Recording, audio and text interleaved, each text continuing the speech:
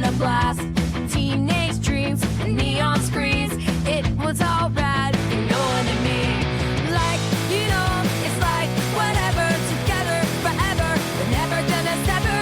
Laughing, sharing our stories clever. We'll take you back. It's like whatever.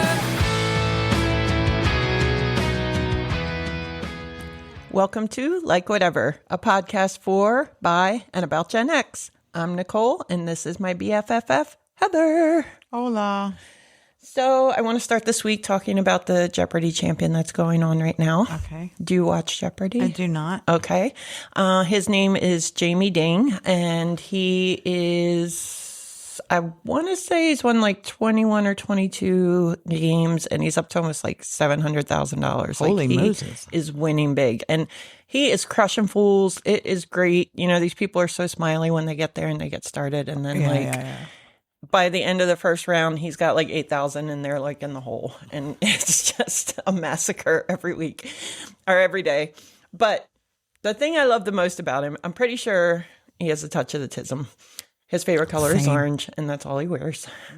But last week, and I have been laughing about this all week, during the time when they ask him about themselves and they tell a little story, Ken was like, so your favorite number is 6? And he's like, yes. And he's like, well, why is your favorite number 6? And he was like, because F is the 6th letter in the alphabet, and F is my favorite letter.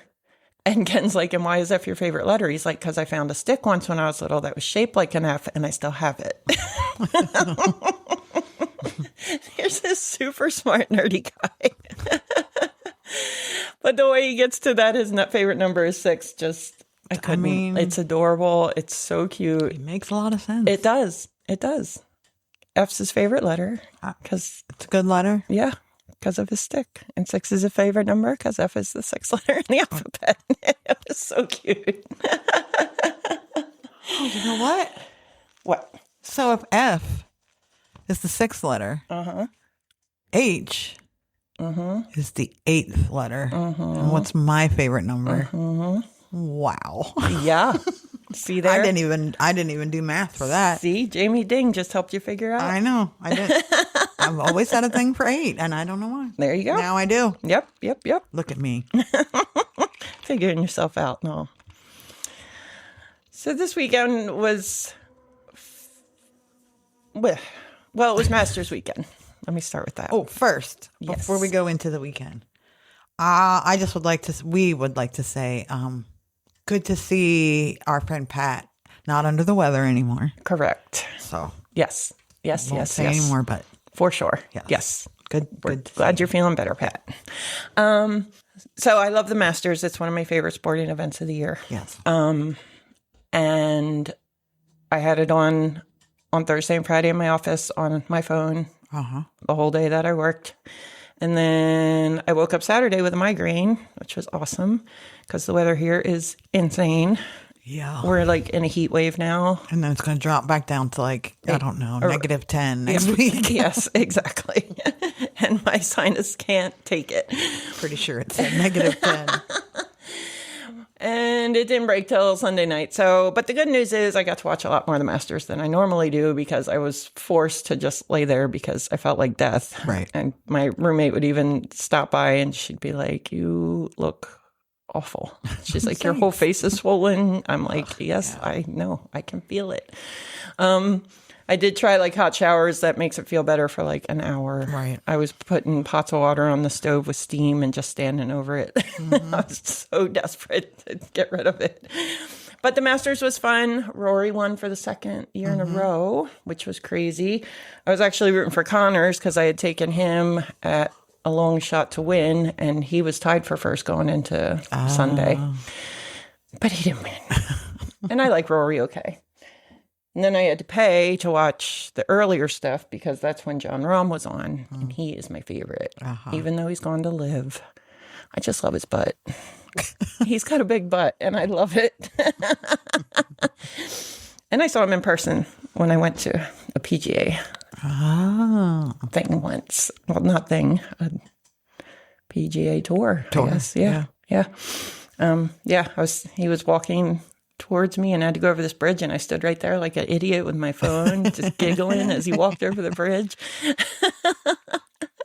It's one of the greatest moments in my life. Excellent. Yeah. Let's see what else. I got my coconut cream egg for Easter. Oh, right. My favorite. I didn't think I'd be getting one this year, but I did. I forgot to even go buy Easter candy. I can't be trusted with coconut eggs.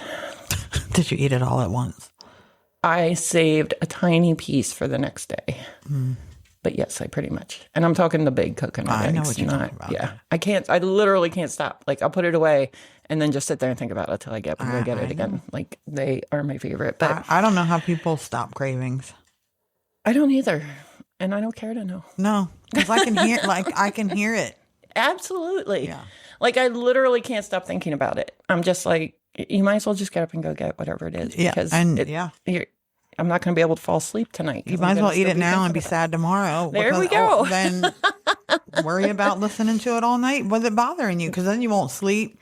Speaking of sleeping, are you sleeping better? No. Any better? Did you try that podcast? I did. I like it. You don't like it? I do. I mean, it was good, but it didn't really help. I found a podcast. It's called, hold on. The one you told me? Yeah.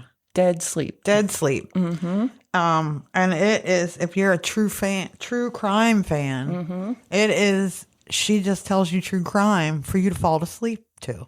Yes. And the thing that I do like about her, I listened 2 nights. Then I had the migraine, and last night I only got 5 hours of sleep. It's just been a mess. But she doesn't tell you the true crime story because we already know that story. She tells you like the other stuff, like the people it affected, or like what was like different vantage points. Hey, it's Pat Green. Ever feel like your life is straight out of a Stranger Things scene, but the monsters were people and experiences? My Hearts of Glass books have that vibe of 80s nostalgia, minus the Demogorgons. Set in the late 80s, Fox Valley Mall near Chicago, it's a story of Cassie, a punk rock girl, Ford, a traumatized former child model, and Jenny, a preppy dreamer, all outsiders who band together. In the middle of neon and trauma, they discover a found family where none existed before. I wanted to capture that raw Gen X truth. After all those iconic John Hughes moments, real life still threw us curveballs. If you've ever craved a story about healing from trauma and growing up with heart, this could be it. Grab Hearts of Glass Living in a Real World and its companion Hearts of Glass Fade Away and Radiate at patgreenauthor.com or barnstormerpublishing.com. It's available in ebook, audiobook, and paperback. Dive into an 80s time capsule with characters who feel like old friends. So yeah, she talks about it from like different vantage points of the story, rather than just telling you the story. And I like her voice. I really did enjoy it. It just didn't help with the sleeping. Yeah, the Xanax isn't even helping with the sleeping, so I don't even know what the hell's going on. I don't know what to tell you then. A frying pan to the there we go. To the noodle, I guess. I might have to try that because I'm starting to go crazy. Sunday night after the migraine breaks, I wake up at like 2 a.m. feeling like I have to vomit. Ugh. But not really so much in my stomach, just like my mouth was salivating like it does right before. Yeah. And I like jump up out of bed, and I'm really good at getting myself to stop from throwing up because I hate throwing up. So I stood there and just talked myself out of it, and I was fine. But I was like, what the fuck was that? Like, seriously, like I need anything else to bother my sleep. Now I'm just going to randomly wake up throwing up. But it was probably the migraine. Yeah. Even though it had passed, I'm sure that's what it was. Yeah, it was brutal. But yeah, again, silver lining, I got to watch a lot of the Masters. Well, there you go. Yeah. So I'm good with that. I didn't watch the Masters. Oh, man, it was good. Saturday and Sunday were both really, really good. Really good. So, yeah. I wanted to just take a moment about last week's episode and say that I forgot a couple things. And maybe have heard some other things since then. That is true. I have. Plus, you just can't talk about it enough. I can't. It was pretty cool. Yeah, the splashdown, everything went well. Yes. I don't, I was telling you before, I don't know how I got on this on my algorithm of the flat earthers and the moon deniers and all that. But I honestly think at this point, it's just my phone trying to rage bait me. I really do, because it's everywhere and all.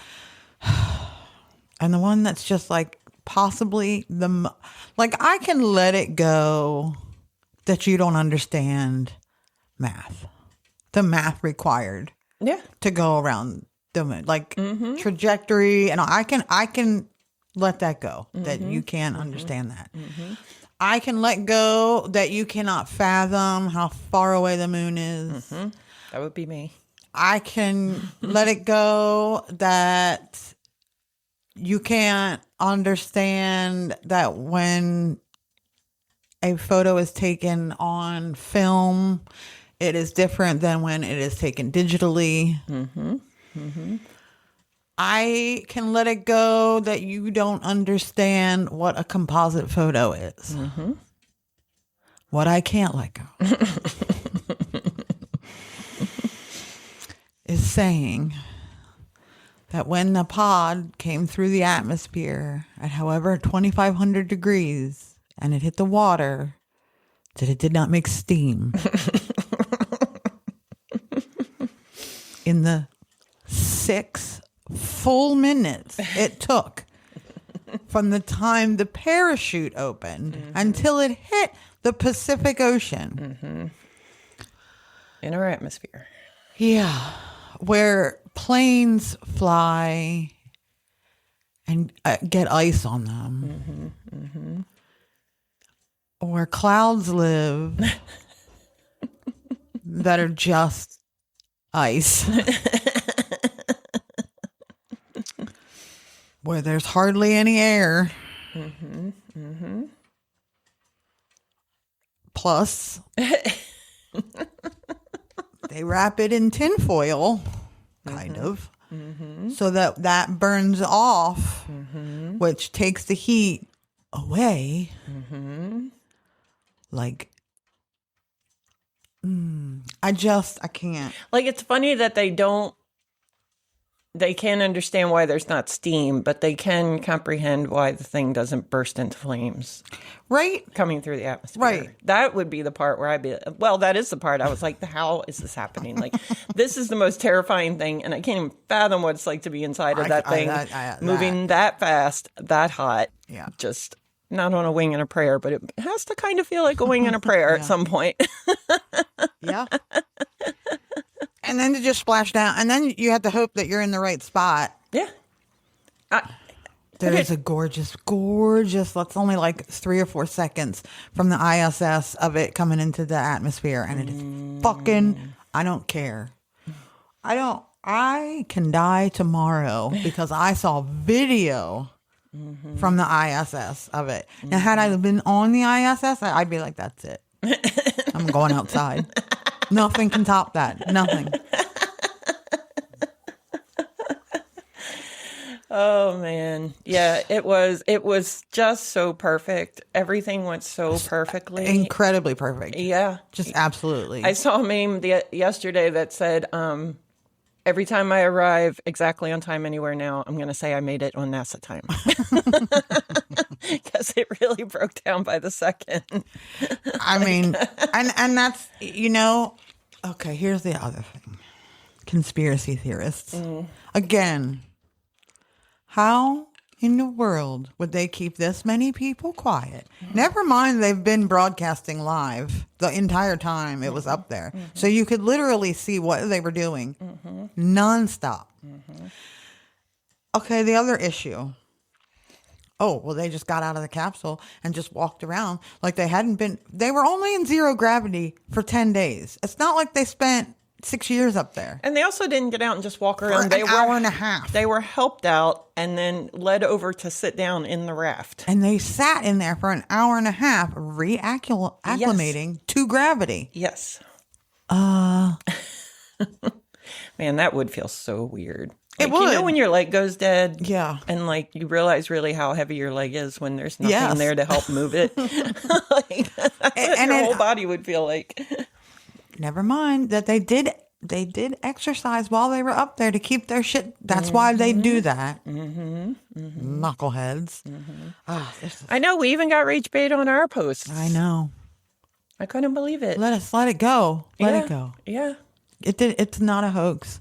It happened. I'm sorry if you're not smart enough or you refuse to listen to scientists because the guy you love posts AI photos of him being Jesus. He was a doctor working for the Red Cross. Get it right. I know. I didn't And realize. people didn't get a sense of humor, so they needed to take it down. I didn't realize the Red Cross just like that, but that shows you what I That know. was another meme I saw today. It was a Halloween costume of Jesus, and it was like a Red Cross doctor.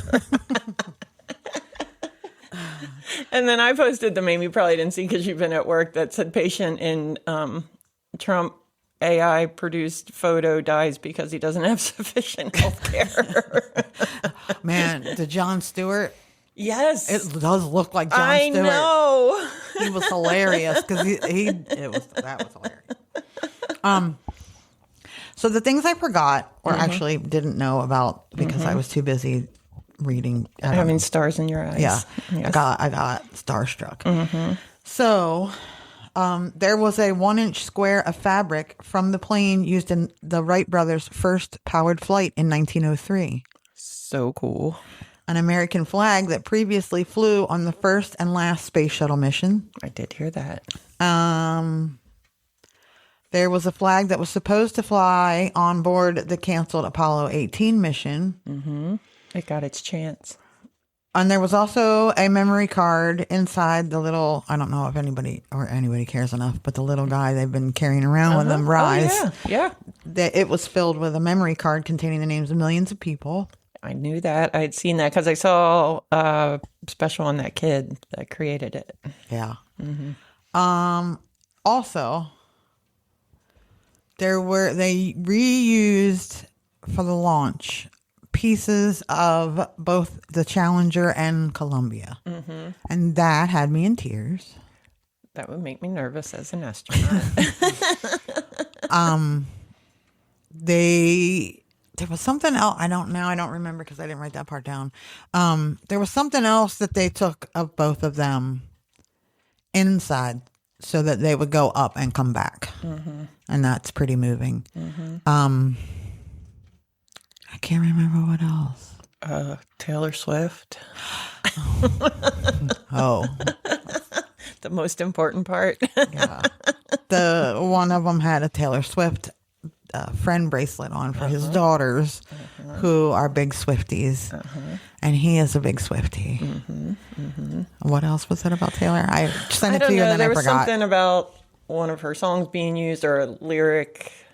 Somebody said, Yeah, he did. Or he did the heart, yeah. and then I don't. Right. Yeah. As soon as I I saw just know it, Taylor Swift was I know. involved. And we heard Taylor Swift, and that was that. As far as I know, she was on She was. Artemis. But yeah, it was. I've gone through the photos many times. They still are putting out photos. Just amazing. I can't even imagine what it would be like to do that. So It was funny when I was watching the coverage of it. I think it was when it was landing. Well, even leading up to it, there was a scientist that they kept having on, and I was like, "Where do I know this guy from?" And he does like all my like History Channel shows and stuff that I like so much. I was like, oh. And I was trying to catch his name because I was watching one of those shows yesterday, and I kept missing his name. But he's very animated. I like him. He's a nice guy. I don't have cable, so I used to watch CNN, and the guy that they would always bring, like, okay, so the plane that disappeared, the Malaysian flight. Oh man, I love that story. I have been obsessed with. Me too. Me too. If you put out 1 million documentaries on it, I will watch every single one of them. It's insane. What's your theory? I crashed somewhere in the Indian Ocean. I think it was the Americans. Do you? I think it just ran out of fuel. I think it had something on it. I can't remember the exact theory, but It was transporting something and it got compromised. So the Americans had to crash it. Was it Bigfoot? Maybe. I think something happened. I do too. I mean, they all got honestly, knocked out and then it just ran out. Somewhere out in that big vast ocean that nobody. Yeah. Or there was even like a mountain range in play somewhere that it was around that it could have crashed in and nobody would ever find it. It's just, that whole story is just, I mean, and It's at the nuts. time it was just so gripping because it was like, how does a plane just fucking disappear? Yeah, and it went off route, and I don't know. I need it. Yeah, you're gonna get me all worked up again. I'm sorry. But anyway, so the person who they would always, Miles O'Brien, and he would do all of that stuff, and I loved him, but he's not. I don't have CNN, and he is not on CNN. I don't watch CNN. So all I had was the YouTube with little to no talking, but yeah. I watched it on, I think, ABC. Everybody was covering, especially Splashdown. Oh, yeah. I just rage bait. Please. Just please. And then other people are like, oh, we have people starving and you spent all this money on.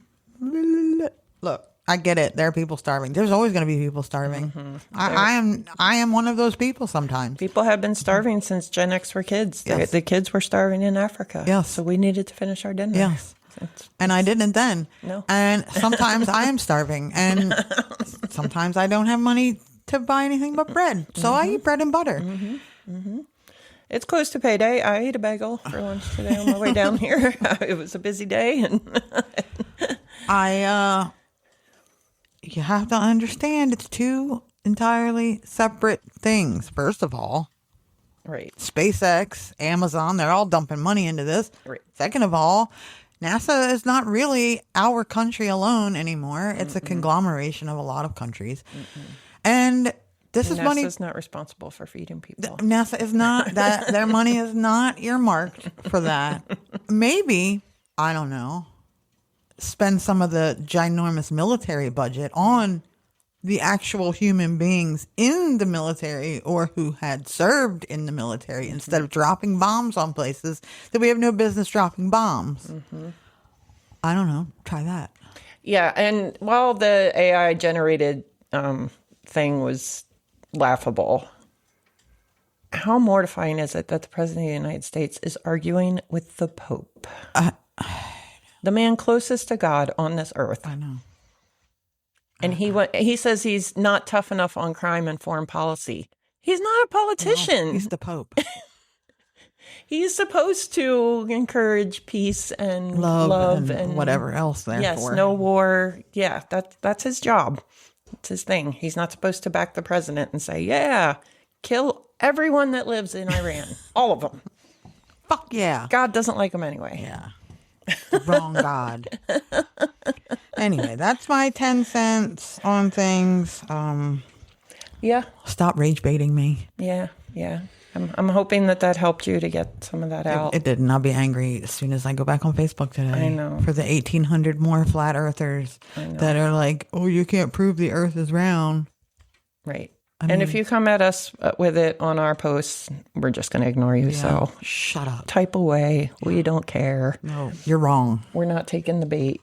You are wrong. Yeah. But we're still not taking the bait. One more quick thing I wanted to say before we get into anything is, and I text you this week, if you are a Tales from the Crypt fan. Oh, right. Apparently there's a streaming service called Shudder that you Yes. probably know about that I did not know about. It's a horror streaming service. And for the first time ever, Tales from the Crypt is going to be streamed on there. So. Yeah. What's that face for? Nothing.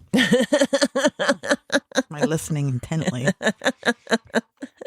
That was it. That was the whole thing. But in case we have any Tales from the Crypt fans out there, keep an eye out. I forget when it said it starts, but anyway. I forget what you said. Yeah, you told me. It's coming. Yeah. Yep. All right. So like, share, rate, review. Find us wherever you listen to podcasts. Follow us on the socials at Like Whatever Pod. We are on YouTube at Like Whatever. You can send emails to likewhateverpod@gmail.com. And we have a website at likewhateverpod.com. All right. So in the spirit of conspiracy theories and how gullible and dumb people can be. All right. I don't want to say dumb. I swear I wasn't going to say anything. Uneducated. No. I don't think uneducated and ignorant work for it either, because you're choosing to believe that. That's true. Could We were all taught the same really thing. study the science, the actual science from people who Do science. do science and know what they're talking about rather than just your random opinion because that's what you think. Right. Or it's because what somebody else tinfoil hat told you. Yes, exactly. So Stick that tinfoil in the oven for 350 degrees and then take it back out and then touch it 30 seconds later and tell me if it's still 350 degrees. Oh, it's not? What? Oh. yeah. Fuck off. Leave it there 30 seconds and drop it in your sink of water. Is there steam? Is there steam? Negative. Houston, we have no steam. None. All right, let's find a... Hey, also, hold on. Okay, I nope. just thought of one. Go for it. Also, the camera was so far away from there. How did you think you would see steam? Mm-hmm. It's not like they had high def cameras posted on it. It was really far away. Really far. So even if there had been steam, which there wasn't, how would you have seen it? It's fucking steam. And guess what? Shower steam, it's not the same thing. It's condensation. Yes. It's like fog. Yes. You need to spend like a week looking at kitten videos and reset your really algorithm. All right. Let's fuck around and find out about a lesson in gullibility. Yeah. Motherfuckers. My references come from history.com and detailedpedia.com, which I believe is part of Wiki the way it looked. So I just want to make that apparent because I always like to share that I used Wiki because it's not legit. But that's where I got the info from. All right. So I'm going to start with one story and then I'm going to tell you another story. And it's going to be about gullibility and how people will believe anything. And how What a time to be alive. and maybe you should do your research instead of just following the sheep. From one snowflake to a sheep. See if there's steam when it hits. As the clock struck 8 p.m. in New York City on the night of October 30th, 1938, Orson Welles stood on a podium inside a Madison Avenue radio station. A 23-year-old theatrical star who had graced the cover of Time magazine months earlier prepared to direct 10 actors and a 27-piece orchestra for the Columbia Broadcasting System's weekly Mercury Theater on Air program. Millions of Americans, as they were every night, huddled around their radios, but relatively few of them were listening to CBS when it announced that Welles and his fellow cast members were presenting an original dramatization of the 1898 H.G. Wells science fiction novel, The War of the Worlds. Whew, my mouth is not working. It's all that sleep I'm not getting. Right. Instead, most of the country was tuned into NBC's popular Chase and Sanborn Hour, which featured ventriloquist Edgar Bergen and his dummy Charlie McCarthy. I feel like a ventriloquist and his dummy would not translate very well onto radio. Because why would you even have the dummy there? Like, I can sit here and tell you people that I'm using my dummy. But I don't know, but I don't feel like actually everyone have got what they deserved because Right. they were watching a ventriloquist or They were listening to it. Yeah. They and weren't even watching. ventriloquists are the worst. Okay, right there, you already lost. Yeah. You people You already deserve lost. everything you got. Their aliens should have come for you. Channel surfing, however, was not a modern day invention, and disoriented listeners who stumbled onto the Mercury Theater on the air without having heard the disclaimer at the top of the radio play were thrust into the middle of an hour-long drama that left some believing that the country was under attack. The CBS program, penned by Casablanca screenwriter Howard Koch, or Cook. I don't know because I apparently mispronounced it last week. Yeah, apparently the astronaut's name is Cook, even though it's spelled Koch. That's my bad. That's okay. I mean, it's an honest mistake. Open serenely with the dulcet dance music of Ramon Raquello and his orchestra. Then, an actor portraying an announcer broke in with a fake news report that several explosions of incandescent gas had occurred on Mars. In quick succession came a series of increasingly alarming, suspense-building news flashes that culminated with Martian spacecrafts crashing into a farm in Grover's Mill, New Jersey. Oh, no. Why would aliens go to New Jersey? Why wouldn't they? They fit right in. My family's from Jersey. I know. I guess you're right. For the rest of the hour, terror crackled over the airwaves. Breathless reporters detailed an extraterrestrial army of squid-like figures that killed thousands of Earthlings with heat rays and black clouds of poison gas as they steamrolled into New York City. Wells and the rest of the cast impersonated astronomers, state militia officials, and even the Secretary of the Interior, who cannily sounded like President Franklin D. Roosevelt. Human germs, rather than human armies, ultimately did in the mythical Martian invaders, and at the end of the hour, the director wrapped up the radio drama by telling the audience, "This is Orson Welles, ladies and gentlemen, out of character to assure you that The War of the Worlds has no further significance than the holiday offering it was intended to be. The Mercury Theater's own radio version of dressing up in a sheet and jumping out of a bush and saying boo." Burn. Look, okay. I'm not surprised that we gave them disease and they died. I mean, if they're coming into New York and America, the white man is going to give you a disease and you're going to die. Yeah, that's what we do. Plain and simple. That's how we killed the Native Americans. That's how we kill everything. That's how we're killing the environment. Second of all, I mean, I guess. I don't. No, I don't. I mean, I would be listening to it like, this is bullshit. But I'm like that too. I watch remember that show? Shit. They used to play pranks on their friends, but it was scary. I don't remember. And Tracy Morgan ended up hosting the second round of it. It was like a prank show, but it was scary stuff like aliens or murder or things like that to scare friends. Even watching that, I'm like, there's no way I would fall for that. Like, I would be like, somebody's fucking with me. Right. And you think back to like September 11th when it was actually unfolding on TV where we were watching it and they were telling us what was happening. We were like, no way.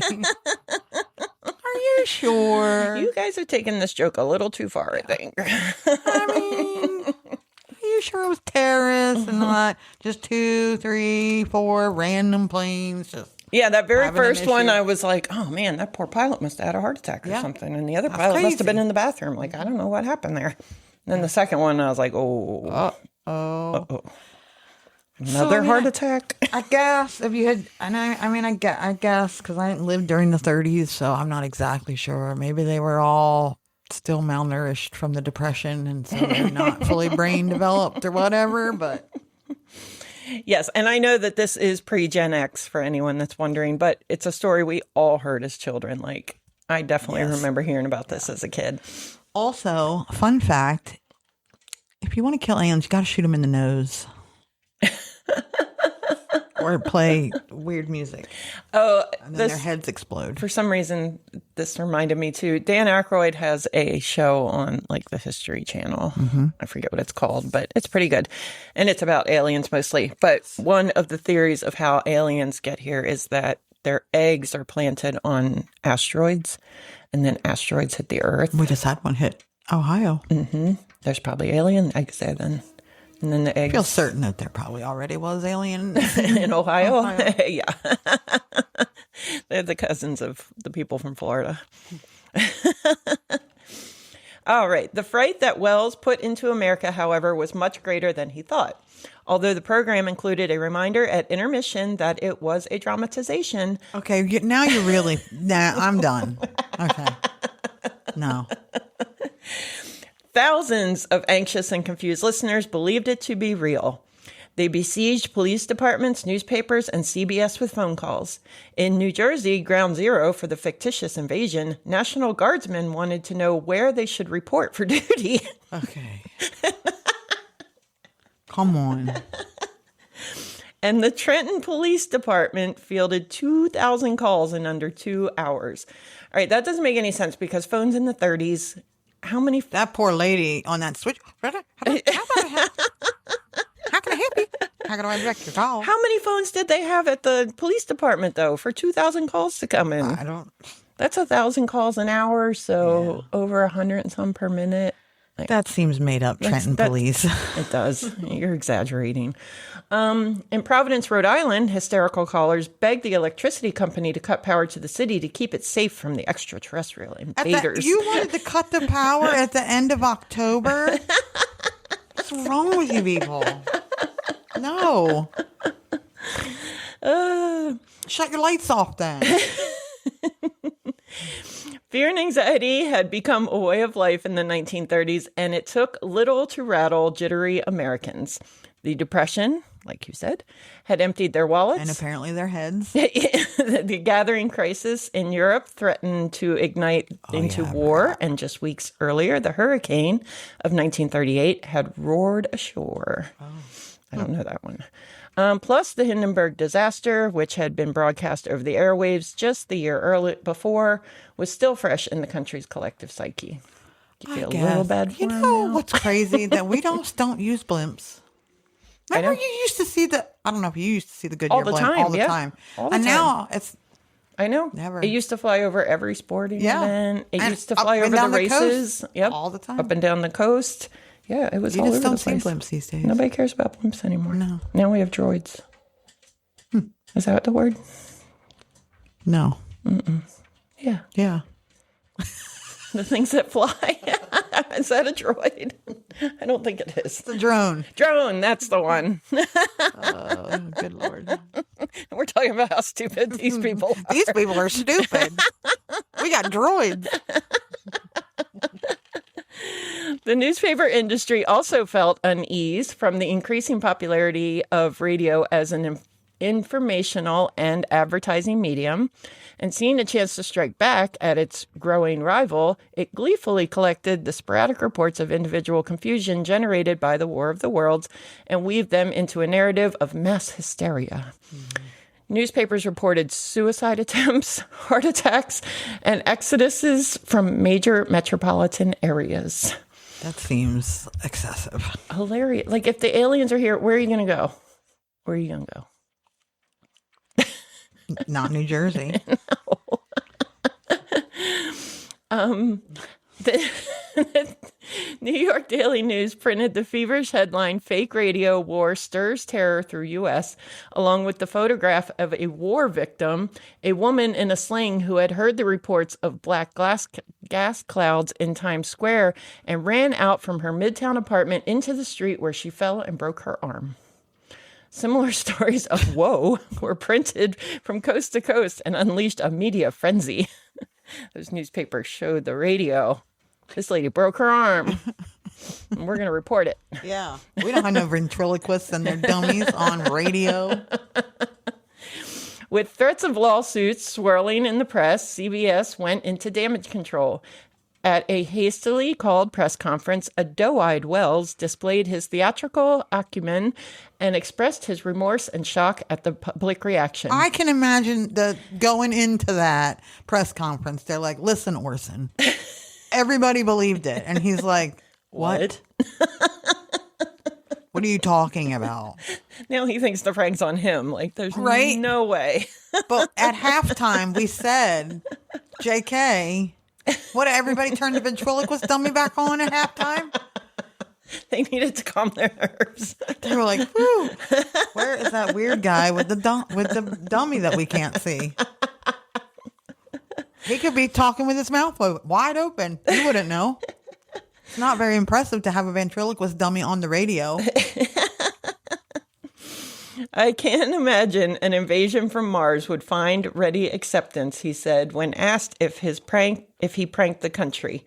Decades later, however, Wells admitted the kind of response was merrily anticipated by all of us. The size of it, of course, was flabbergasting. I imagine that press conference that his gasters were flabbered the whole time. How do you keep a straight face? His flabbers were gasted the whole press conference. He probably was like, "Is this real? Are you? Do you really want me to say?" This is payback for me trying to be funny and pull a prank. Okay. Whatever. Scare Tactics. That was the name of the show I was trying to think of. Right. That was a good show.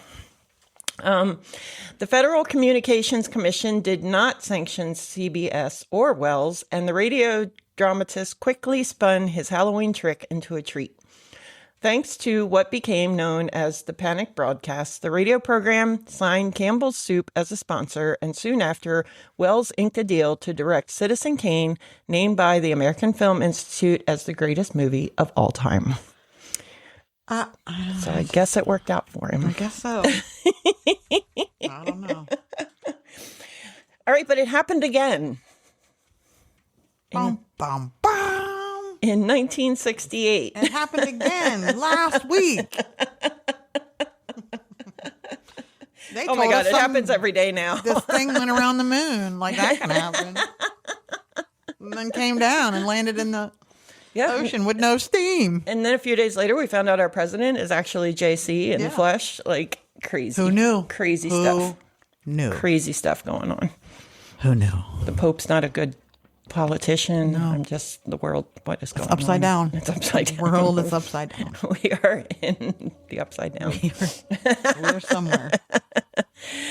Yeah. Okay. Let's hear some music about Nicole's 1984 diary. Because Larry cutie like we're laughing through her teenage plight. So grab your snacks and brace your soul. This middle school madness out of control. All right. So today, my 1984 diary, it is Wednesday, May 16th. Last week, we read from May 7th. Yep. So there was a gap. A little gap there. Yeah. All right. Today, I had a great urge for writing in my diary. Oh. You had an urge. Great urge. Great urge to write in my diary. Well, today I was in gym, and this really sounds stupid, but I made my wrist bleed so bad, I had to go to the nurse and get a bandage. What did you do? Now, here's how I did it. Okay, great. I was hoping you were going to tell me. With my own fingernail. Jeez. I didn't have fingernails in 1984. Oh, yeah. I've always had pretty nice nails. As I scratch my forehead Humble with my brag. long Humble brag. Barbie pink fingernails. All right. Today we started DMI math testing. That was back in the day, state. So it would have been the Delaware math. Whatever. I didn't do those. Yeah, because you were private. Yeah. Yep. Last night I had my first band concert. It was nice. Afterwards, I went to McDonald's to get a sundae. Oh. So that's back when the ice cream machine still worked at McDonald's. It did. It always worked. You know what I had? Is that it? That's it. So I had a memory the other day, and I had to text my mom because I was like, did I fever dream this, or is this a real thing? And I don't know if you did this, but I remember we went to McDonald's, and they had a fingerprint kit that you could get. And it was like a special day, and you went down there, and they had the police down at McDonald's, and they fingerprinted you, and it was like a little passport. And then they had, your mom brought like your school picture from that year, and it would like come in and out, like you know, like it would tuck in to little things, and then it had all your fingerprints in it. I don't necessarily remember that around McDonald's, but I do remember that. I think it started around the time of the milk carton. Yeah. So they wanted to get all your info for the milk carton if they needed it for when you got kidnapped by when you were hitchhiking. So I do remember some kind of that. This was like, it was an actual, like it had Ronald McDonald on the front, like it was like a passport, and like the fingerprints pulled out, but it was like sponsored by. Which brilliant marketing, McDonald's. Yeah. For real, for sure. But she said, yeah, it did happen. That it was not a fever dream. So if anybody else had that happen, Let me know. Yeah, I think it was real. I don't know. Anyway, okay. Back to our program. The War of the Worlds was a radio drama. Originally aired in Buffalo, New York, radio station WKBW 1520 on October 31st, 1968. It was a modernized version of the original radio drama aired by CBS in 1938. Danny Kriegler served as the director of the radio drama, while Jefferson Kane served as its producer. The broadcast, its subsequent re-airings and remakes, and multiple airings alongside the original 1938 radio drama made Buffalo, New York, the War of the Worlds radio capital of the world in a 2009 resolution by the New York State Senate. Good for Buffalo, New York. Yep. It's a great use of your time, Senate. WKBW program director Jefferson Kane, a big fan of the original Orson Welles version from 3 decades earlier, wondered what the War of the Worlds would sound like if it was made using up-to-date radio news equipment covering the story of a Martian invasion. Until this point, most radio renditions of the 1938 broadcast were simply script rereadings with different actors or had minor variations to account for significantly different geographical locations. Kay decided to disregard the original script entirely, move the action to Grand Island, New York, and use actual WKBW disc jockeys and news reporters as actors. Other changes reflected the changing state of the industry. Instead of the old-time radio programming fare of the 1930s, WKBW's War of the Worlds broadcast was interwoven into the station's top 40 programming. Initially, a script was written for the news reporters to act out. However, upon hearing the rehearsals, it was evident that the news reporters, except Irv Weinstein, a professional radio actor at the beginning of his career, were not adept at scripted radio acting. So instead, Kay wrote an outline based on the events that were to occur, and the news reporters were then asked to describe the events as they would, covering an actual news story. Smart. The results were much more realistic for its time, and this was the process used for the actual broadcast. They were yes-anding. Yep. The play began a few minutes before 11 p.m. Eastern Time with a somber introduction by Danny Nieverth tackling the comparison of radio broadcasting technology during the original broadcast and the upcoming production. Nieverth later restated the forewarning of the broadcast's fictitious nature. The initial part of the broadcast alternated from top 40 hits to news break-ins and back in until 11:30 Eastern Time, when continuous reportage and worsening situations on the ground take over. One by one, radio and TV newsmen are killed off, from Jim Fagan until Jefferson Kay. After Kay's character dies, Nieverth returns again with his closing speech taken from the novel's epilogue. Despite an exhaustive advertising campaign by WKBW for the show, several people were still convinced, there's always going to be several people, upon listening to it, that the events unfolding in the show were genuine. There's always going to be a couple. I'm sorry. I was hoping this would help you feel better. This is why we have flat earthers and moon deniers. There's always going to be a couple of them. Among those fooled included a local newspaper, several small-town police officers, and even the Canadian military, which dispatched troops to the Peace Bridge. Come on, Canada. Yeah, we put you on a higher pedestal than that. The Air Force Base attached to the Niagara Falls International Airport received dozens of calls from concerned citizens. Is there an alert? Invasion? Are we under attack? What is the Air Force going to do? Much to the amusement of the airmen manning the switchboard, who were aware of the broadcast. They explained it was a special Halloween broadcast, and to listen for the disclaimers the station was airing periodically. Pay attention. Just fucking listen. God. Although the public concern over the legitimacy of the broadcast was not as great as was alleged in 1938, and even that may have been overstated due to an ongoing feud between newspapers and radio at the time, creator Kay and director Dan Kriegler feared that they were going to lose their jobs as a result of the broadcast. Kay claimed that he actually submitted his resignation, certain that he was going to be fired the next day. However, no one involved in the broadcast was fired, and the resignation was not accepted. Part of the reason for the elevated concern, even compared to the original, was that although the Wells broadcast aired on a little-heard program with no sponsors, WKBW was one of the most listened-to stations in Western New York at the time, with a 50,000-watt signal audible throughout Eastern North America. Okay. What is that saying? Fool me once, shame on you. Fool me twice, shame on me. During the broadcast, the show was interrupted every few minutes with commercials from AM&As and other sponsors, ending with the disclaimer that it was just a dramatization. You are too fucking stupid for your own good. Like, how are you still alive? How? Yeah, I wonder that about people. How do they even make it through the day? How did they get out of bed and feed and dress themselves? How? How do you get in the car? How do you drive yourself places?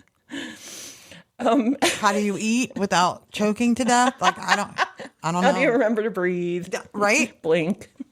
I don't know. Not look up in the shower. I mean...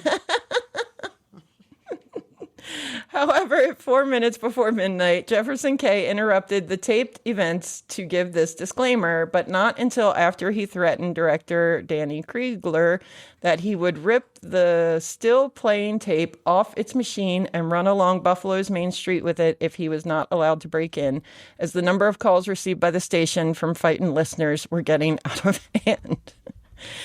What you are listening to is a dramatization of H.G. Wells' War of the Worlds on WKBW Radio, 1520 on your Buffalo dial. I repeat, it is a dramatization. It is a play. It is not happening in any way, shape, or form. What you are listening to is a dramatization of H.G. Wells' War of the Worlds as being portrayed on WKBW 1520 Buffalo. The time is 2.5 minutes before 12 o'clock. On Halloween. The only way it would have been better is if it was on April Fool's Day. I know. All right, so that's the end of that one. Man, I had way more fun doing this than I realized. There have been some subsequent remakes. In 1971, Jackson Armstrong was the DJ at the beginning of this broadcast, replacing Sandy Beach. This version was edited down to 63 minutes from the 78-minute original. Kay reprised Danny Nieverth's role in the 1968 broadcast, but added more emphasis on the aftermath of the adaptation from that year.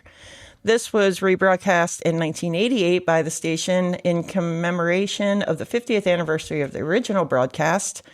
In 1973, Shane the Cosmic Cowboy was the opening DJ, and the rest of the broadcast was identical to the version 2 years earlier, albeit with Ron Baskin added as newscaster.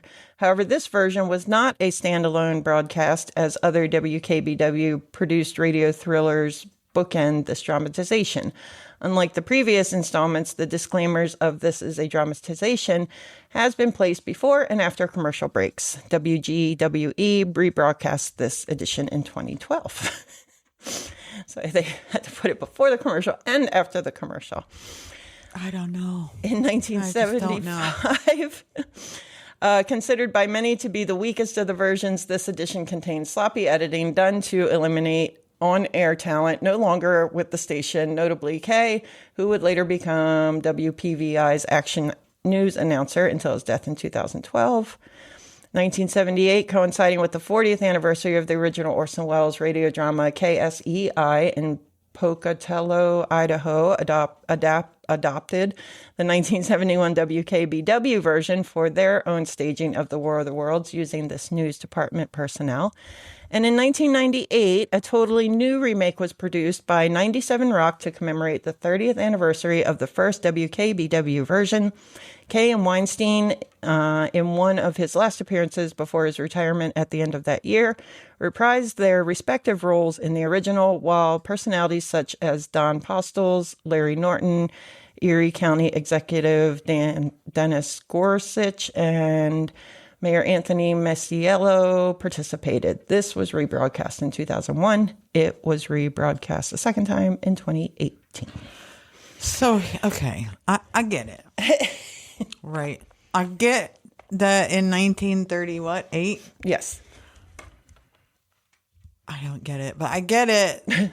Like, so when, let's just pretend. I know that to compare now to then is apples and oranges, but we're going to compare the trees. Okay. So when I'm on Facebook and I see something that comes up that's like so-and-so died, what is the first thing that I do? I get out of there and I go to Google and I Google the person's name. Now, I know what you're thinking. They didn't have Google in 1938. No, but they had a radio dial that changed stations. So if you're listening to this and you're like, holy shit. Is this real? What is happening? Turn on another radio station. And when it's still the ventriloquist dummy, maybe be like, huh. Either they're not listening to this or maybe it's all made up. I'm just saying. Yeah. They even had movies in 1938. I know. Like talkies. Did you think Scarlett O'Hara was really a real thing? Maybe. Dorothy. Dorothy? And the lion I mean, person and the real scarecrow. Come on. I don't know. I don't know. I don't know either, but that was really fun. This is why.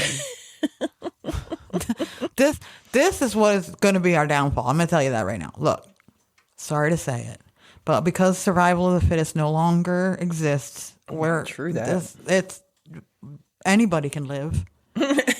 Apparently. Anybody. They fix you and they send you back out. Yep. Stupid. Yep. And then you're like, oh yeah, well I was on. No, you should have died in that situation, and now you should be ejected from the gene pool. Look, I should have died when I was born. I ejected myself from the gene pool because I didn't die. So I said, you know what? I was supposed to die. So my genes are junk. I already know that. Don't put them on anybody else. So I didn't. That's called survival of the fittest, and and now we just play God every day. We do. And then if you died, if you were sick and you were supposed to die before you had children, then you should not have children. Like you should be that's your exit because you should have died. You're dirtying up the gene pool. And that's what happens. Then you believe War of the Worlds, or you believe that we didn't go to the moon. That they did it in some Hollywood studio. That, by the way, it's cheaper to actually send someone to the fucking moon than it is to do all of that in a soundstage. It is literally cheaper to send someone to the actual moon than to make the whole rigmarole of what they just put out. Sorry, but that is the truth. I see I didn't help you calm down any. I just, I don't know where we went wrong. Oh, Lord. That Neanderthal should have won Probably out. right about this time in the dinosaur's life that they were thinking the same thing. They were doing podcasts with their teeny little arms, and they were like, where have we gone wrong? Yep. Listening to the radio, being like, what? What are people believing these days? There's humans from another planet on this planet? Get out of here. There's things called mammals. No way. What has become of us? And then whoever's in charge was like, okay, time for you to go now. And that is exactly what is going to happen to us. I think you're right about the gene pool thing. It's too contaminated. It is, because if you die, I'm sorry, if you lived, you know, if due to the miracles of modern technology, you lived, you weren't supposed to. You're supposed to die. And I don't, if you can tell me all about how it's God's plan. It's not God's. God wanted you to die. Okay. Science saved you. So it's science's fault. I blame science. Yeah. That's a thing I wish I had Exactly. never said, but I did. God wanted you dead. And science said no. See, that would make me nervous too. If God wanted me dead, but science saved me, God's going to be like, I'd be looking over my shoulder everywhere I went. Like, all right. That's when you just say, hey, God, guess what? I'm not going to pollute the gene pool. I should have been dead. You were right. I was wrong. I'm sorry. I will not have children. Just let me go about my day. And then when I really die, that's it. Yeah, that's that. Throw me in a No field more somewhere. bad genes. Yeah, it's gone. Eliminate it. I have a bad heart. I have a weird heart. I was born not breathing. Numerous times I should have died. And yet, here I am. Here you with are. a big old hole in my heart. Making a podcast. Not sharing my genes with anybody. Oh my gosh. Well, that was fun. That was really fun. Fun. Good times. Yeah. So, you know, I wish that we had come further than we were in 1938. Right? Unfortunately. Apparently not. Technology went way past us. And Which is why the robots are going to take over. well, and here's the thing, like some of this AI, you're watching it and you're like, I don't like it. I I even watch commercials now, and it'll be like a drug commercial, and I'm looking at the actor, and I'm like, is that a real person? Yeah. Or is that like, I don't trust my eyes at all anymore. right. And then, you know, there are the ones that you're like, all right, come on now. Well, yeah. That's crazy. Yes. Like, how did that lady just become a million cats? That just can't happen. Yes. So, but like some of it, you're like, Yeah. is that real or And if I was musicians, I'd be pissed. a lot? Because they're creating pop stars Yeah. that are on the top of the charts Yeah. that aren't real people. I mean, maybe that's the big joke. Maybe someone is currently playing a big joke. I don't know. I hope so. Because It's the Orson Welles of 2026. and they have us believing that there are robots, and we just didn't hear the disclaimer. I don't know. We didn't get that is exact. Maybe that is what happened in November. We didn't hear the disclaimer. We didn't. That this is all fake. Yes. That this is all please, God. figment of our imagination. They're long playing the joke. It's not funny anymore. It's not. Maybe it's time for a commercial break with a disclaimer on both ends. Because we're going to need that memo. Yes. Oh, boy. Well, that was fun. That was fun. Thanks. That was really fun. Yeah. Great tie-in. Yeah. And next week you get me again. I know. Who knows what I'll come up with? Well, if you enjoyed this too, Yes. like, share, rate, review. Please. Give us a little follow on the socials, and you can like, rate, review. Yep. All Don't that. talk about the earth is flat there, though. Yeah, That is not a place We're just going to ignore you. to discuss You're literally getting nowhere with that. the shape of the earth. Yeah. Okay. Exactly. Not. Yeah. We're talking about real stuff here. Everybody knows Science. it's a hexagon. You can follow us. I did said that. You can go to our website, likewhateverpod.com. You can send us an email with the disclaimer that this is all fake. love to hear that. To likewhateverpod@gmail.com or don't like whatever. Whatever. Bye. Bye. We'll take you back. It's like whatever.